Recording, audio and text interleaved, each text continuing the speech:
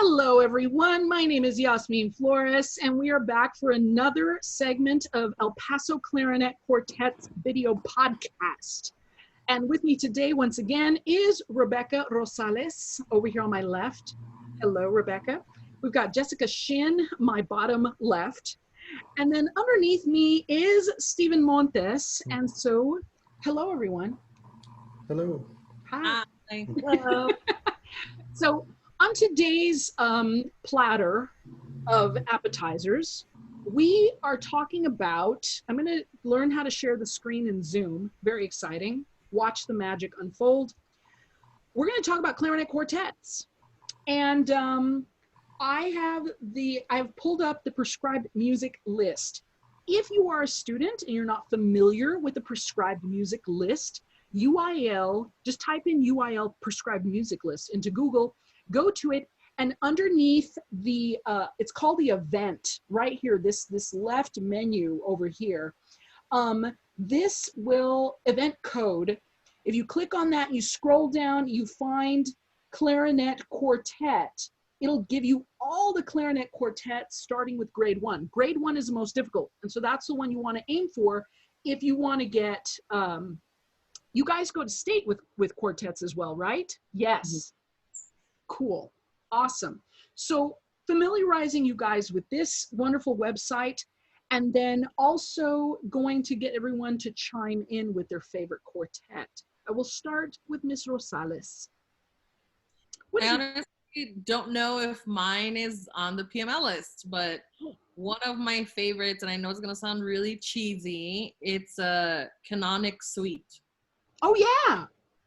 Love, love, love that. I first played that when I was in, I went to Tanglewood for the Boston University Tanglewood Institute when I was going to be a junior in high school. And so they put us, I went there for the young artists went ensemble, but then they divide us into small chamber groups. And so I remember I was in a clarinet quartet with a girl from Austria, a girl from the Philippines, and then a guy from Virginia. So it was like literally people from all over. It was awesome. And this was the first clarinet quartet we did as a group, and then we had a little recital. And it was so much fun.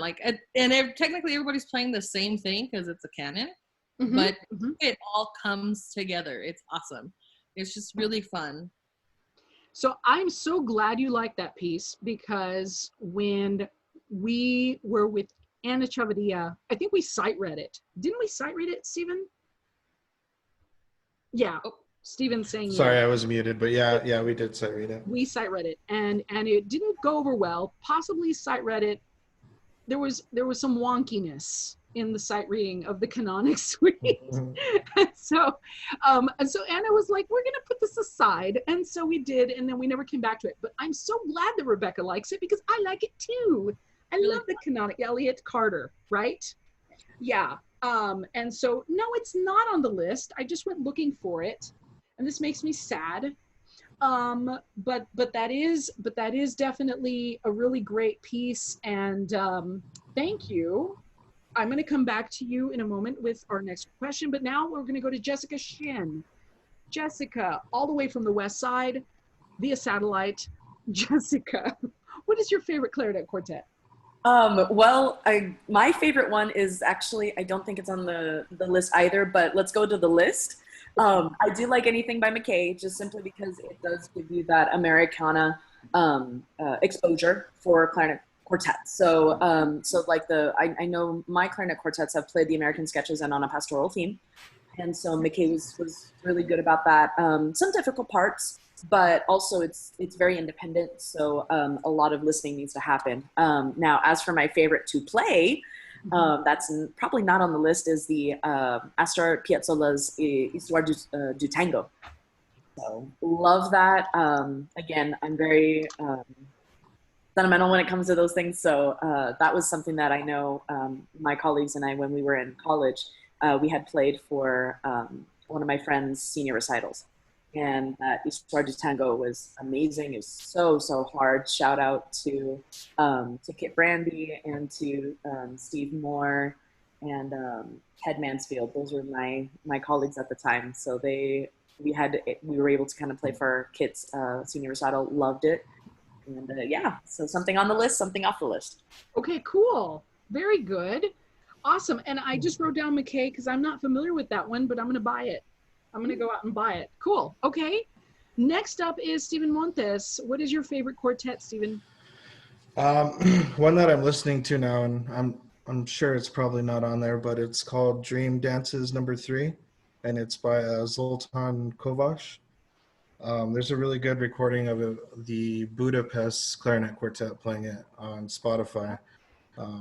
Yeah, it's an interesting piece. I haven't actually seen the score to it or anything, but I think it would be something to look at in the future.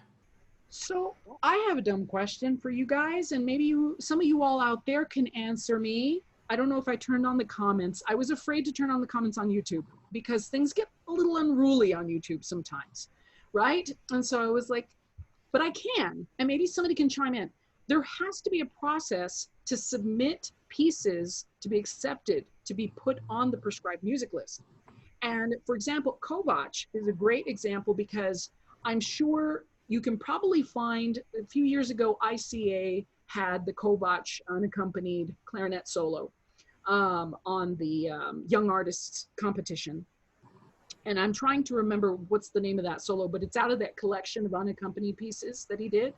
You're talking about Bella, right, Stephen? No, it's another guy. His first name is Zoltan. Zoltan. Old? Excusez-moi. Yeah, I don't think it's the same guy, but okay, I wonder if they're related. Probably not. Could be the Smith of that. Yeah, I'm not sure. Okay. All right. So, but yeah, I don't know if Jessica or Rebecca would know about the process to add pieces to the PML. I do. The only thing I know is there is a process, but I don't know exactly what it is. But I do know that there's a process you can add even concert band music to the list. Okay, cool.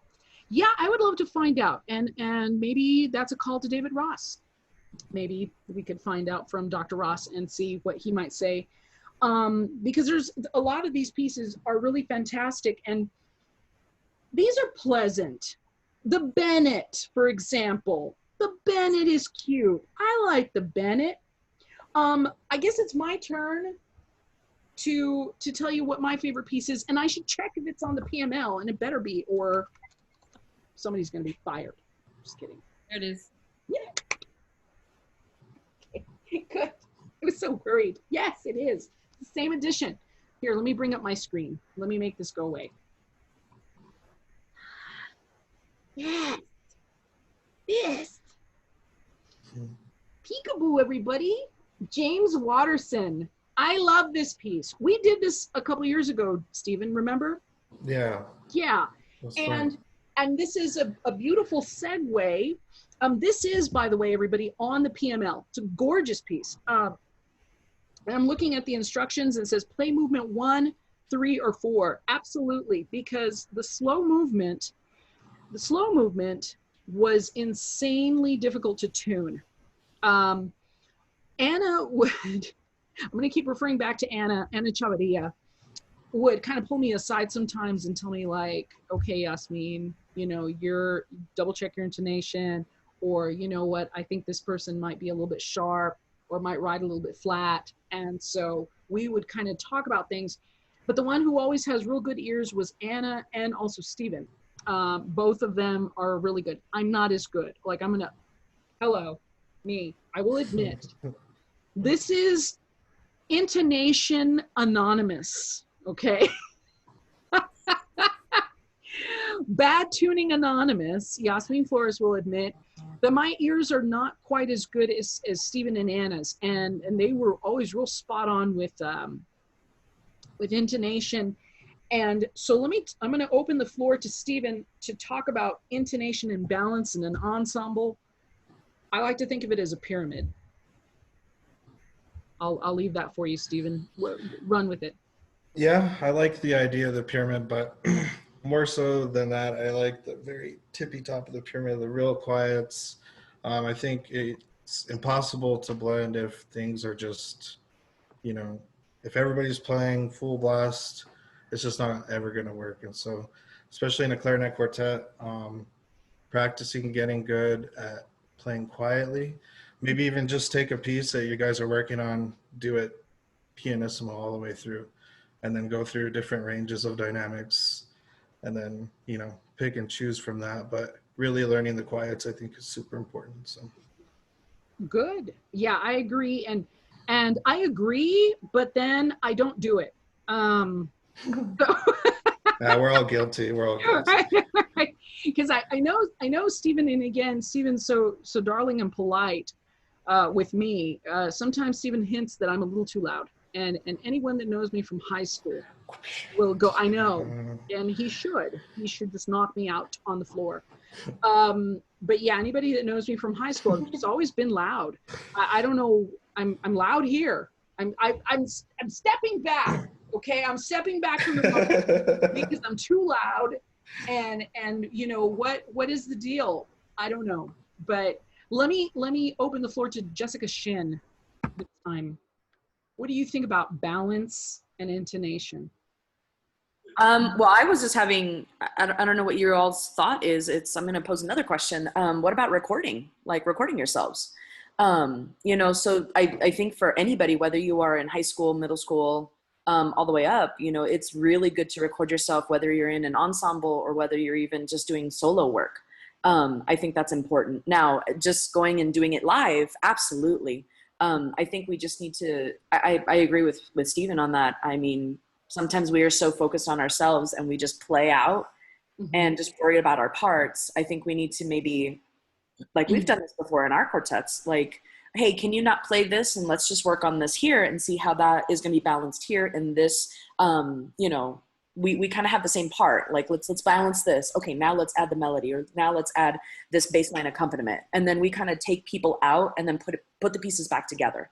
It's a lot of trial and error and a lot of ear training. Like, you can't just do it and expect to just get it right then and there. I think it's something that you need to pick one part of a piece you're working on, and do the different techniques and say, okay, let's just do it together, everybody at once at this pianissimo level. Okay, let's just have clarinet 1 and 2. Let's just have the accompaniment, clarinet 3 and then bass clarinet. Okay, let's put everybody together and stay at this dynamic. Great, now can we add in dynamics? And it's a level thing, but you always have to be constantly taking time to do just maybe one chunk. And then that's how you're gonna really train your ears and get to know the people around you, because that's what it is. I'm sorry, just realized I'm muting myself. Good. Yeah, absolutely. And I like what they're saying about starting soft. I don't think I've ever done that. I don't know. Maybe I've done that. I'm old. I forget everything.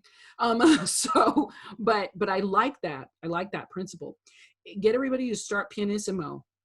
We've done this before in quartet. It's a flashback. It's coming back to me now. And then we start to say, okay, now I'm going to play out a little bit here. I think this should be out. This should be, you know, featured here.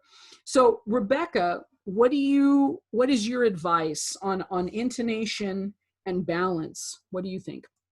For me, as far as intonation, you can't really tune to anybody until you know your own tendencies. So something that I always kind of tell students at my high school or other private students is you need to learn the tendencies of your own instrument. If you don't know your own tuning, then you won't be able to fix yourself within the ensemble. Yes, it might be different, but you need to be able to work with a tuner and just figure every single one of your notes out from low G to altissimo G and beyond, and know, okay, well, I have a tendency to be a little sharp. I have a tendency to be a very sharp. And then once you get into the altissimo, know your different fingerings, because one different fingering could mean the difference between being in tune and sounding like so that's where I start. Usually just know your tendencies. And I know I have a couple of friends who, when they were in high school, they actually had a chart, and they did it over, I guess, like I don't know, maybe like a month or 2 month period. And every week they would record, like on a chart, their tendencies, just to kind of see how I guess the same it was throughout their process, and they just kept that, and that's how they built their own I guess tuning tendency chart. So that idea came to me from Tracy. I don't know if you ever knew that, Stephen, but she's the one that kind of introduced me to that. Then as far as tuning inside the ensemble, I know I'm guilty of it, playing loud sometimes too. It just gets exciting. But trying to listen to all the parts. I know it's kind of overwhelming at first. It's just like being in band. Usually I tell the kids, start with your trio in my band. Person to your left, person to your right.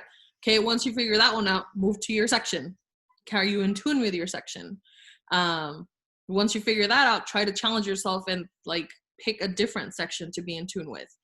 And I think that's just something you can apply to any type of ensemble that you play in.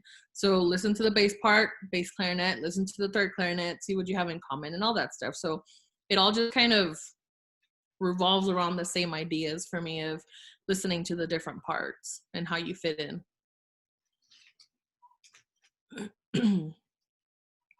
Myself, there I am.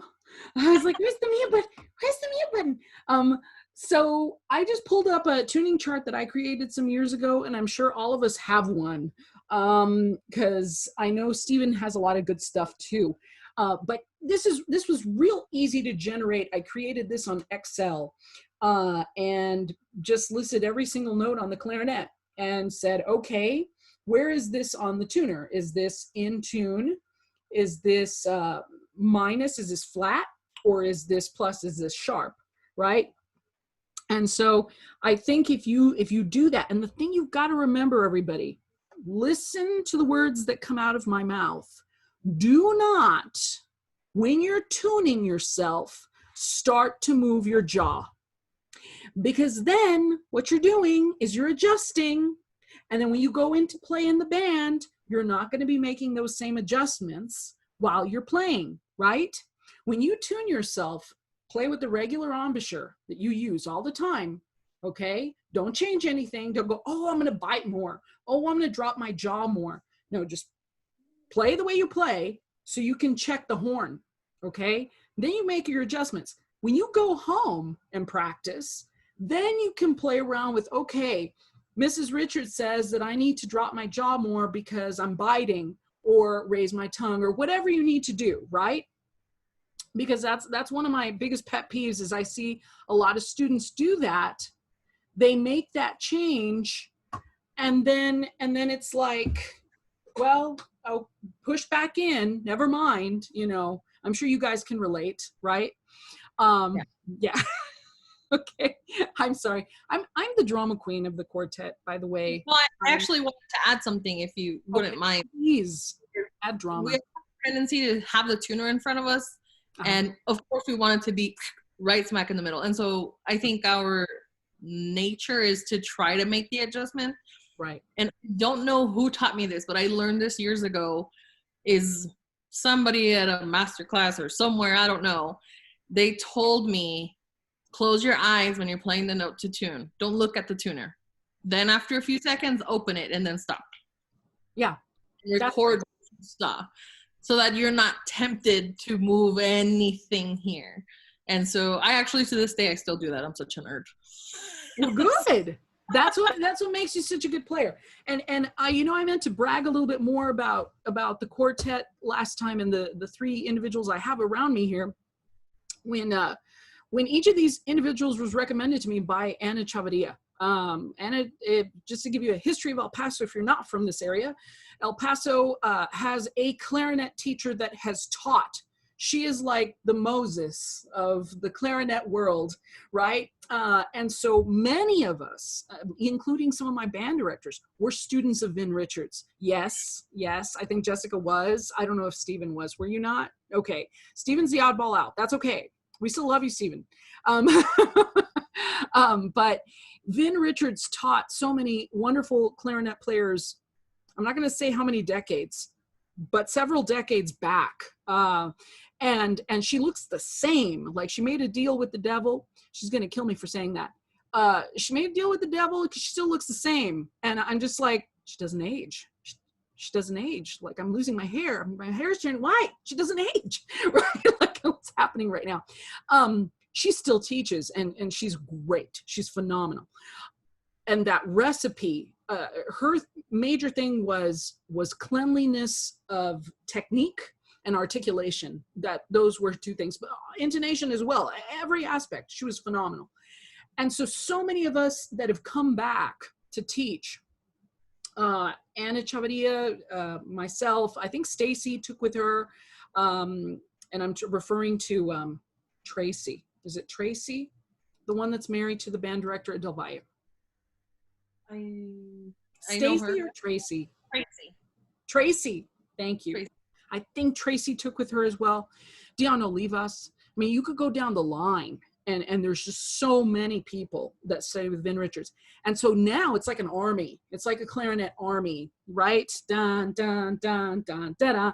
And so we're like, we're teaching the next generation of clarinetists. And so she was really amazing, really terrific. So Anna was stunning. Her playing is stunning. And we had, she was the principal in the quartet when she was in the quartet. And when she was leaving, she recommended Becky Rosales. She said, oh, if you want a good player, you got to get Rebecca Rosales. When we were wanting to kind of branch out and find, we were looking for other people about a year or two ago. It was Jessica Shen, she's one of the band directors at Coronado. And I was like, okay, all right. And then she told me her age, and I was like, oh God, some child will be joining us, right? Anna was closer to my age, so I didn't feel so bad back then. But, and then of course, Stephen Montes, who was one of the originals, she said there's this really good clarinet player, Stephen Montes, who's a very sensitive player. And that's hands down, I can go down the line, great technicians, great players overall. And so I feel very lucky to be able to be in this quartet with the three of you. Thank you. And thank you for doing this, because I think this is going to be great once we get about 10 episodes under our belt. But right now we're on episode 2. So going back to our topics today, talked about intonation and balance, the chart. Don't move anything. Don't, right? Close your eyes like Rebecca said. I love it. And the pyramid, which Stephen talked about, starting soft. Okay, doing a recap, starting soft and then building these dynamics. Now, my next question that I'll open with Rebecca, I asked you guys earlier, just to kind of prep you a little bit. When you have a principal clarinetist in your band, clarinet section leader, who gets very frustrated with usually the bottom half of the clarinet section, unless you are the rarity that has 10 stunning clarinetists in your top band. What is some advice that you would give the clarinet section leader to not be so frustrated with them and to help out the bottom of the section? And I'll start with Rebecca. So for us, I think we always tell our leaders to try and, find even a small thing to work on. Don't overwhelm them with all the black ink and all the notes. Like, even starting with one of our warm-ups is good enough, but focusing on good tone and like helping them, kind of reminding them how to keep that. Because in the high school, and I think Jessica will agree, we get a wide variety of levels of playing when they come to us from the middle schools. You get the really, really good 8th graders, and you get the ones that could have been a beginner in their 8th grade year. So when they get to you as a freshman, yes, you have this expectation of what they should be playing. But if they really want to be there, I mean, we're not going to turn them down if you want to be a part of such a great organization like bands everywhere are. And so try to help them find something positive to work on. And I know, and we always tell our 8th graders, you're going to be a little bit intimidated by some of the players because they've been with us for 4 years already, of course. But tell them to go kind of down to their level a little bit and show them, I was where you were 4 years ago. this is how far you can come. And so just building that relationship with the section leaders, with the seniors, and I think that's the biggest thing too, having a relationship with each other, knowing that they're close and our family, they can share with each other. The more trust they have in each other, the more they're going to talk to each other and trust one another to ask them each other questions about, hey, well, how do you do that? Like, how do you control the sound, or how do you, and I think that it all starts on what kind of relationship they all have with their section. I'm so like not used to muting myself. I'm like, what? Jessica Shin, let me ask you, and actually, I loved that answer so much. I'm going to kind of build on that. And I'm also, these videos I think are more for the clarinetists, right? Then I think some band directors will chime in, but a lot of band directors I have found are brass players. No offense to you guys are great. You support the woodwinds, good job, right? Because the woodwinds are best after all. It's so terrible. But let's say, I'm gonna give you a hypothetical, Jessica. And of course, no band director will ever admit to it. And I'm gonna be as cordial and darling as possible. As a clarinetist, I know. As a clarinetist, let's say you're first chair in your band, and I have kind of witnessed this going around the city. I witnessed this actually with an orchestra director when I was recruiting for orchestra many years ago, and they were done. That teacher was done. Okay, they were like past the retirement. Because the question was, like, you mentioned earlier, you said a solid band director who has great rapport with the students that can be supportive to the section leader. When the section leader doesn't have that to depend on, what do you think, what would be your advice to that student at another school? Because again, stunning right here. Okay, bravo to Rebecca and to Jessica. And Stephen teaches younger kids, so yeah. That's right there. When Stephen teaches the very, very beginning, when you're teaching elementary, like music to elementary students, that is our building block. You know, so props to you, Stephen. Yeah. But yeah, I guess to answer your question, it's if you don't have like, okay, students, you can reach out. This is what I love about the El Paso community. We are very separated from the rest of Texas. We can, I mean, obviously, you know, in a lot of areas. But the thing is, I mean, Rebecca and myself, like, yes, we teach at these schools, like at Coronado and Socorro, but that does not mean that you are only limited to that resource. You can go ahead. I mean, I'm going to put it out there. Please email me, send me recordings.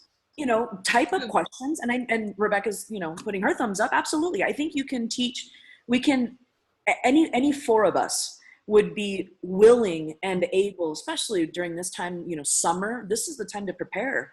You know, section leaders who have had 1 year of leadership under your belts and you don't have that support, first of all, we're here for you. And I think any band director, if you like that section at, you know, so-and-so's high school, a lot of band directors are not going to say no to you. You are going to be very amazed at how just open we are. And again, this is what's great about our careers, our jobs, if we even want to call it a job, because it really is not. Yeah. But we have fun doing this. And so I think we have such a very supportive community here in El Paso, but in general, musicians are very open. And especially during this COVID time, I'm noticing so many people are very quick to answer emails, very quick to give lessons and Skype and talk and chat. The biggest thing I would say, and I wish I did this more when I was younger, is I was very scared to network, and, you know, I never wanted to be this quid pro quo type of person. It's like, oh, yo te doy, tú me das. Like, I don't want to do that.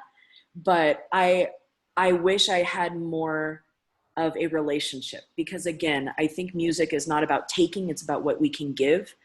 And honestly, any one of you guys that are out there listening to this, if you have a question, please ask somebody close to you, ask somebody that you admire, you know, network with maybe a friend of yours and that you were in region band with, and say, hey, do you think your band director would be able to talk to me about this? Or if you know, if they're taking lessons from somebody, hey, what if I take lessons, or Skype or whatever? I mean, there's a lot to, all I'm saying is please branch out.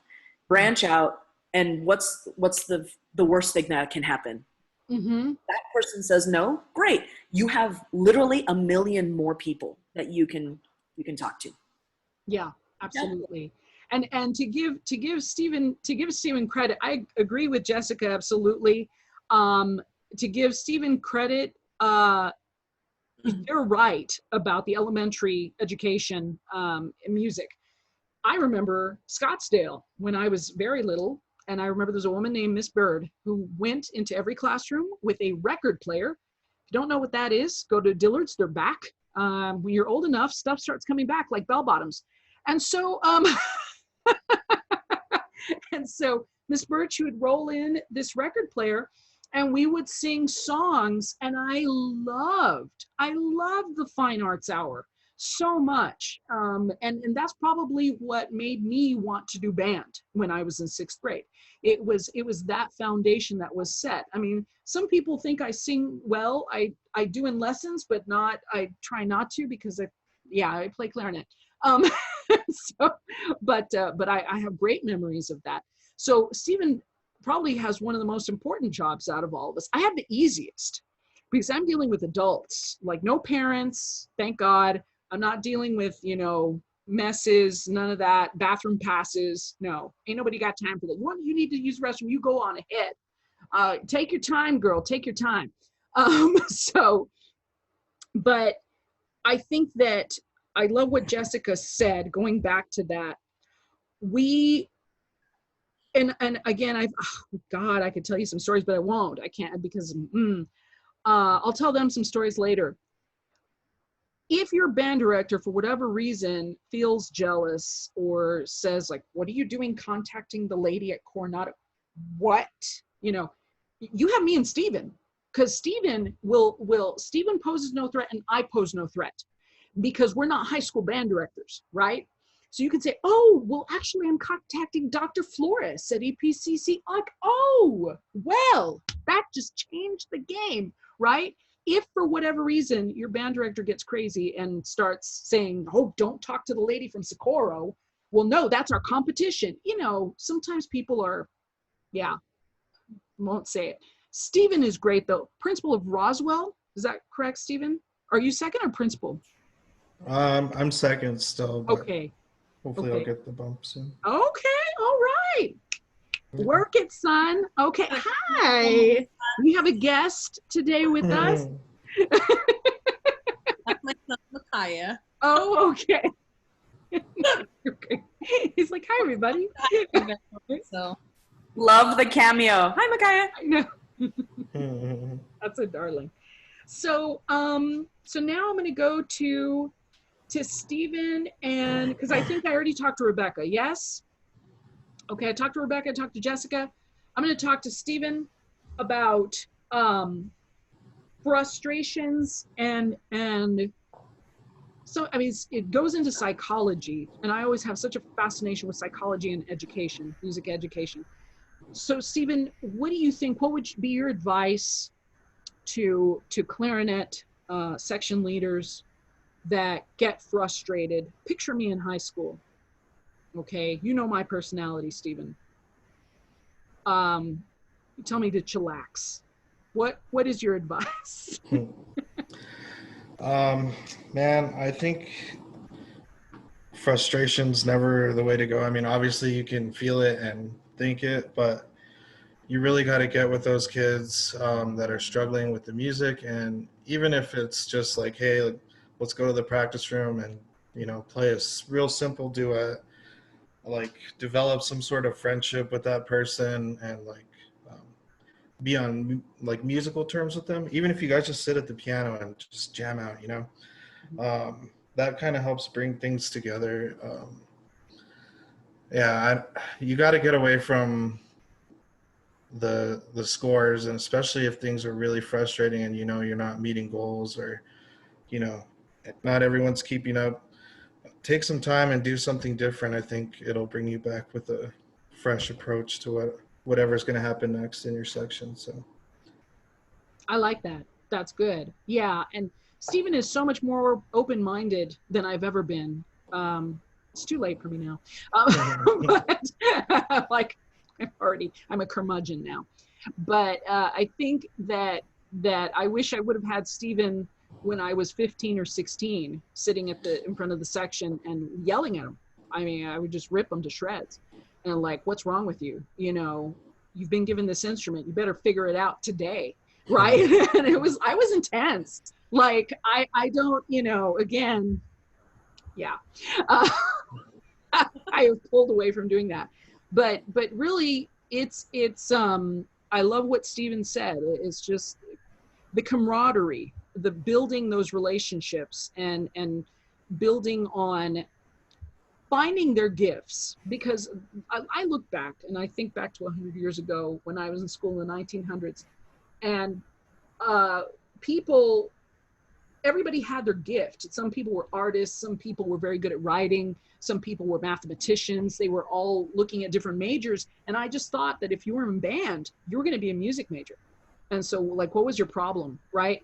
And I don't know if you guys have ever had anybody quite as intense as I used to be, but looking back now, it would have been lovely to have a Stephen Montes type to come in and say, well, let's stop and think about this, Yasmin. You need an accountant, don't you? You need, you know, a writer. You need all these things in one's life. So not everybody's going to play the clarinet and be so in love with it. And so I think that that's some advice. And I wanted to touch upon that today because 2 weeks from now, etudes will be released. Band directors will walk up to you, pass out copies of the etudes. I want everybody auditioning. So the goal has been set. And sometimes you have to step back and go, okay, who's really going to audition, right? Focus on those, and then have a different skill set for the ones that are just there just to be in band, because they enjoy being in band. They want to play some music, but their skills are not quite where the others are. And so I like all the answers today. I'm going to ask these beautiful people to help me with a list, and we'll put it up on our Facebook page of quartet music that we suggest, maybe like the top 10 quartets that you should try to play, along with a copy of the website, the UIL link, so you can look at the list yourself. But please, guys, reach out to all of us. You will find us. I will be posting our email soon. We're trying to figure out, our email was set up by a lovely student. My apologies, I'm working on it. We do have a new website, and so we will make that active as soon as this person will be able to switch it over, so that way we have access to all that. Right. But if I may interject, actually, I was looking on the TMEA website, and it's actually going to be coming out on July 13th, Monday. Yes. So. Oh, that is next week. Yes. That's right.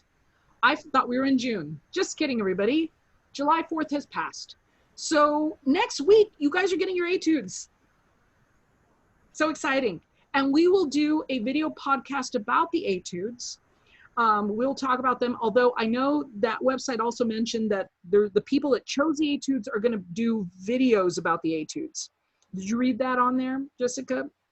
I think the people that chose the actual etudes will be performing the etudes and possibly doing some kind of master classes on them.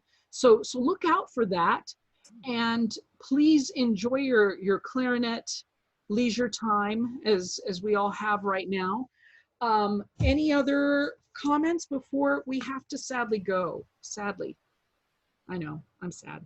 No, we're good? All right, Yeah. ladies and gentlemen.